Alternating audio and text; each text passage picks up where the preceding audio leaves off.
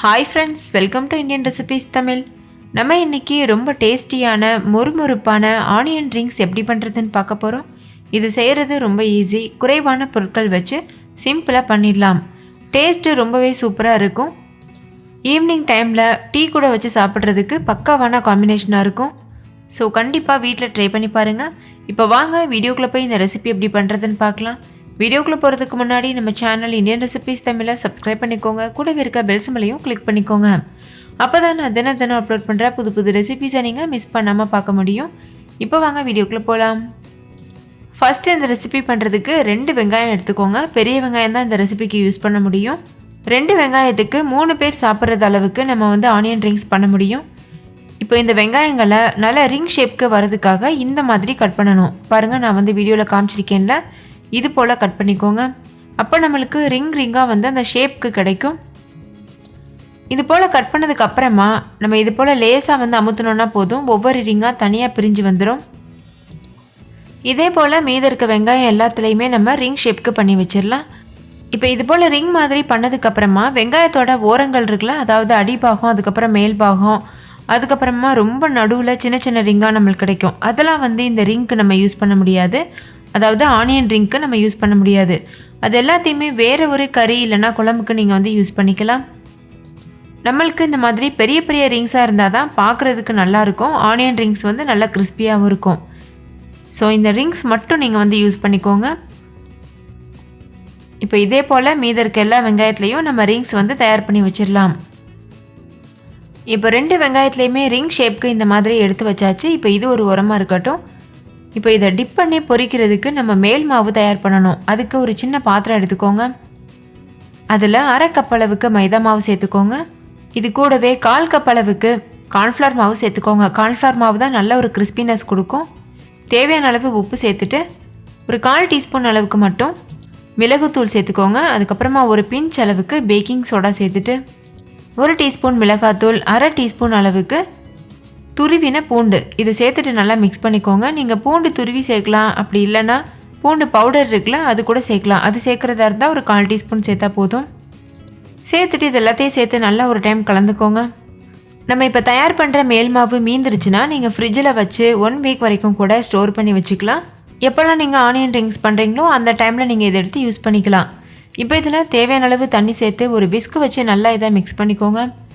ரொம்ப தண்ணியாக சேர்த்துடக்கூடாது, கொஞ்சம் மீடியமான பதத்தில் இருக்கணும். மாவு ரொம்ப தண்ணியாக இருந்துச்சுன்னா ரிங்ஸில் அந்த மாவு ஒட்டாது. அதாவது இந்த வெங்காயம் ரிங் செஞ்சு வச்சுருக்கோம்ல, அதில் மாவு ஒழுங்காக ஒட்டாது. அப்போ உங்களுக்கு டேஸ்ட்டும் அவ்வளோத்துக்கு நல்லா இருக்காது, கிறிஸ்பியாக இருக்காது. ஸோ இதுதான் மாவோட கன்சிஸ்டன்சி. நீங்கள் ஸ்பூனில் அள்ளி ஊற்றும் போது இந்த மாதிரி இருக்கும். ஸ்பூனோட பேக் சைடில் மாவு இந்த மாதிரி ஒட்டியிருக்கும். இது பெர்ஃபெக்டான கன்சிஸ்டன்சி. இப்போ இந்த மாவு ஒரு ஓரமாக இருக்கட்டும். அதுக்கப்புறமா நம்ம பிரெட் க்ரம்ஸ் எடுத்துக்கிறோம். ஒரு சின்ன பாத்திரத்தில் கொஞ்சமாக பிரெட் க்ரம்ஸ் எடுத்துக்கோங்க. பிரெட் க்ரம்ஸ் நம்ம கடையிலையும் வாங்கலாம், இல்லை வீட்லேயும் ப்ரிப்பேர் பண்ணலாம். ஒரு 4-5 பிரெட் எடுத்துகிட்டு தோசைக்கல்லை வச்சு நல்லா அதை சுட்டுட்டு நல்லா கிறிஸ்பியாக வந்ததுக்கப்புறமா மிக்ஸி ஜாரில் போட்டு அரைச்சி எடுத்துட்டிங்கன்னா அதுதான் பிரெட் க்ரம்ஸ். அப்படி இல்லைன்னா ஒரு 4-5 ரஸ்க் எடுத்து மிக்ஸி ஜாரில் போட்டு நல்லா பொடி பண்ணிட்டீங்கன்னா அது கூட நீங்கள் யூஸ் பண்ணலாம் பிரெட் க்ரம்ஸ்க்கு பதிலாக. இப்போ நான் பிரெட் க்ரம்ஸை ஒரு 1/2 கப் அளவுக்கு எடுத்து வச்சுருக்கேன். இப்போ இந்த ஆனியன் ரிங்லேருந்து ஒரு ரிங் மட்டும் எடுத்துகிட்டு இந்த மாவு நம்ம தயார் பண்ணி வச்சுருக்கோம்ல மேல் மாவு, அதில் டிப் பண்ணிவிட்டு அதுக்கப்புறமா நம்ம பிரெட் க்ரம்ஸில் கோட் பண்ணிவிட்டு பொரிச்செடுக்க போகிறோம். இந்த மாதிரி ஒரு ஸ்பூன் வச்சு இதை திருப்பி விடுங்க. ஒவ்வொரு டைமும் நம்ம கை யூஸ் பண்ணி பண்ணோன்னா நம்ம அதிகமாக வாஷ் பண்ணுற மாதிரி இருக்கும். அதனால் மாவுக்கு தனியாக, அதுக்கப்புறமா பிரெட் க்ரம்ஸ்க்கு தனியாக ஸ்பூன் வச்சுட்டிங்கன்னா பண்ணுறதுக்கு ரொம்ப ஈஸியாக இருக்கும். இப்போ இந்த ஆனியன் ரிங்கை மாவில் டிப் பண்ணதுக்கு அப்புறமா இது போல் பிரெட் க்ரம்ஸ் மேலே வச்சுட்டு இந்த மாதிரி இது மேலே நல்லா அந்த பிரெட் க்ரம்ஸ் நல்லா கோட் ஆகணும். அந்த மாதிரி பார்த்து பண்ணிக்கோங்க. 2 பக்கமும் திருப்பி விட்டு நல்லா கோட் ஆனதுக்கு அப்புறமா இதை ஒரு பிளேட்டில் எடுத்து வச்சுருங்க. இந்த ஆனியன் ரிங்ஸை பொரிக்கிறதுக்கு முன்னாடி ஒரு 1/2 மணி நேரம் ஃப்ரிட்ஜில் வச்சுருந்து பொரிச்சிங்கன்னா ரொம்ப நல்ல கிறிஸ்பியாக வரும். நான் இன்றைக்கி கொஞ்சம் அவசரமாக பண்ணுறதுனால ஃப்ரிட்ஜிலலாம் வைக்கல, அப்படியே தான் பொரிக்க போகிறேன். இப்போ பாருங்கள், இந்த ஆனியன் ரிங் நம்ம ரெடி பண்ணிட்டோம், பொரிக்கிறதுக்கு தயாராக இருக்குது. இதை ஒரு பிளேட்டில் வச்சிடலாம். இதே போல் மீதி இருக்க எல்லா ஆனியன்ஸ்லையும் நம்ம இந்த மாதிரி கோட் பண்ணிவிட்டு ஒரு பிளேட்டில் அடுக்கி வச்சிடணும். அப்போ நம்மளுக்கு பொரிக்கும் போது ஈஸியாக இருக்கும். நான் சொன்னது போல் உங்ககிட்ட வந்து டைம் இருக்குன்னா நீங்கள் இந்த பிளேட்லாம் அடுக்கி வச்சதுக்கப்புறமா ஃப்ரிட்ஜில் வச்சுட்டு ஒரு அரை மணி நேரத்துக்கு அப்புறமா பொரிச்சுக்கோங்க. ஃப்ரீசரில் இல்லை, ஃப்ரிட்ஜில்.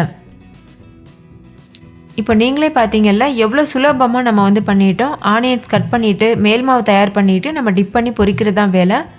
ஸோ இது வந்து ரொம்ப ஈஸியான ரெசிபி. சட்டுன்னு நம்ம ஒரு ஸ்நாக்ஸ் பண்ணணும்னு ஆசைப்பட்டோன்னா இந்த மாதிரி வந்து நம்ம பண்ணி சாப்பிட்லாம். இப்போ பாருங்கள் எண்ணெய் நல்லா சூடாயிருச்சு. எண்ணெய் சூடானதுக்கப்புறமா லோ ஃப்ளேமில் வச்சுட்டு நம்ம இந்த ஆனியன் ரிங்ஸை பொரிச்சு எடுக்கலாம். லோ ஃப்ளேமில் அதுக்கப்புறமா மீடியம் ஃப்ளேமில் மாற்றி மாற்றி வச்சு பொரிச்சு எடுத்துக்கோங்க. 2 பக்கமாக திருப்பி விட்டு கோல்டன் ப்ரௌன் கலர் வந்ததும் நம்ம வெளியில் எடுத்துடலாம். இதை பொரிச்சு எடுக்கிறதுக்கு நல்ல ஃப்ளாட்டான இது போல் கடாய் யூஸ் பண்ணிங்கன்னா ஈஸியாக இருக்கும். ஒன்றோட ஒன்று ஒட்டாமல் வரும். இப்போ பாருங்கள் நல்ல ஒரு கோல்டன் ப்ரௌன் கலரில் இந்த ஆனியன் ரிங்ஸ் எல்லாமே வெந்துருச்சு. பார்க்குறதுக்கே தெரியுதில்ல, நல்லா கிறிஸ்பியாக இருக்குது. இப்போ நம்ம இதை வெளியில் எடுத்துடலாம். இதே போல் மீத இருக்க எல்லா ஆனியன் ரிங்ஸையும் பொரித்து வெளியில் எடுத்தாச்சு. இப்போ நம்ம இதை சர்வ் பண்ணிடலாம். ஸோ அவ்வளோதான் ஃப்ரெண்ட்ஸ், நம்மளோட கிறிஸ்பியான டேஸ்டியான ஆனியன் ரிங்ஸ் ரொம்ப டேஸ்டியாக சூப்பராக தயாராகிருச்சு. நீங்களும் உங்கள் வீட்டில் கண்டிப்பாக ட்ரை பண்ணுங்கள். நான் இன்றைக்கி இதை டொமேட்டோ கெச்சப் கூட வச்சு சர்வ் பண்ணியிருக்கேன்.